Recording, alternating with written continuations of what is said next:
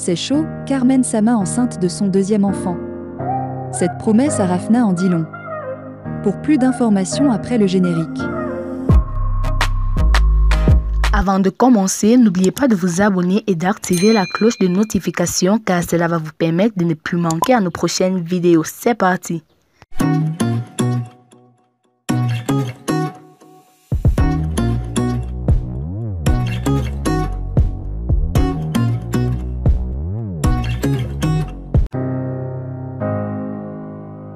Trois ans après la mort de DJ Arafat, sa veuve, Carmen Sama a dévoilé son désir de tomber à nouveau enceinte.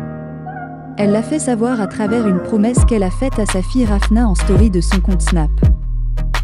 Carmen Sama serait-elle enceinte du chanteur malien Sidiki Diabaté? C'est ce qu'il convient de dire au vu de ses dernières publications. En effet, il y a quelques jours la veuve de DJ Arafat a fait une belle déclaration d'amour au chanteur Sidiki Diabaté. Tu me manques Namour, a-t-elle écrit en légende d'une photo du prince de la Kora. Dans une autre publication, la veuve du DJ Arafat a annoncé sa volonté de faire un deuxième enfant. Je pense qu'il est temps que je te donne un petit frère, avec qui tu pourras jouer, a-t-elle indiqué dans une autre publication avec en légende une photo de sa fille sur Snapchat. Sidiki Diabaté sème le doute sur leur liaison. Le chanteur malien Sidi Diabaté sème le doute sur la relation qu'il entretient avec la veuve de DJ Arafat, Carmen Sama. Interrogé sur la polémique lors de son intervention sur une chaîne de télévision ivoirienne, l'artiste n'a pas démenti les rumeurs. Il s'est juste contenté d'éclairer l'opinion publique sur l'objectif du clip à polémique. Chacun est libre de penser ce qu'il veut, mais moi, tout ce que je peux faire pour aider Carmen Sama, je le ferai. Même pour les autres mères ainsi que les autres enfants, je le ferai sans arrière-pensée. Tout ce qu'on dit de moi ne me touche pas. Le but du clip, c'était une publicité, a réagi Sidiki Diabaté.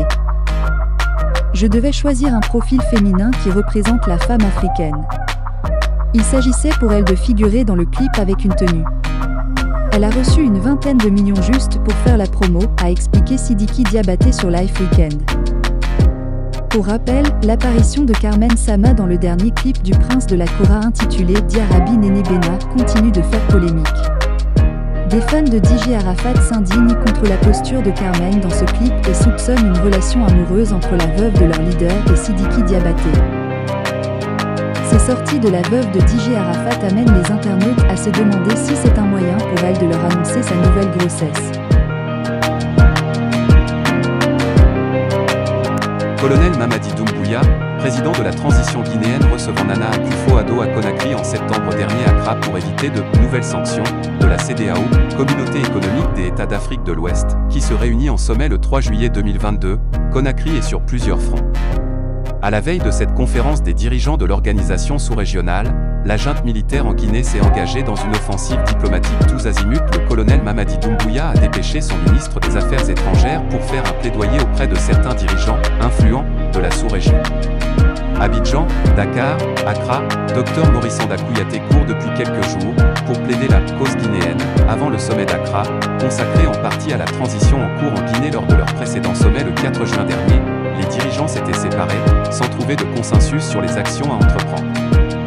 Faute d'entente, Nana Akufo-Addo, Muhammadu Buhari, Macky Sall, Alassane Ouattara et compagnie avaient décidé de reporter leurs décisions liées aux sanctions.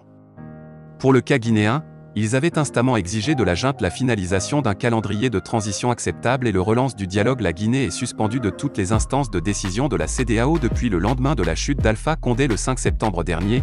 Les dirigeants du CNRD sont également sous le coup de sanctions individuelles. L'organisation sous-régionale veut une transition courte, mais les militaires au pouvoir campent sur une durée de 3 ans, un calendrier qui divise en Guinée à la veille de sommet prévu ce 3 juillet. Conakry semble faire feu de tout bois pour échapper à de nouvelles sanctions. C'est dans ce cadre que le chef de la junte a dépêché le chef de la diplomatie guinéenne auprès d'Alassane Ouattara, Macky Sall, Nana Akufo-Addo pour partager avec eux les informations liées les derniers développements sociopolitiques et surtout mettre en avant les efforts fournis par le gouvernement pour relancer le dialogue, une des exigences de la CEDEAO, mais la mission du diplomate guinéen est très délicate. Ces marges de manœuvre très minces, d'autant plus qu'à l'interne, le dialogue politique entamé le 27 juin dernier n'a pas connu d'avancée satisfaisante. Pire, la récusation du diplomate ghanéen comme médiateur de la CEDEAO en Guinée ne plaide pas en faveur de Conakry. Bien que sur ce point, Il faut apporter un peu de bémol, car selon certaines sources, les autorités se seraient finalement résolues d'accepter le principe de la nomination d'un médiateur mais qui ne soit pas une chambre. Mais est-ce suffisant pour convaincre la CEDEAO? Rien n'est moins sûr. Dans ce contexte, Dr Morissanda Kouyaté qui se trouve en ce moment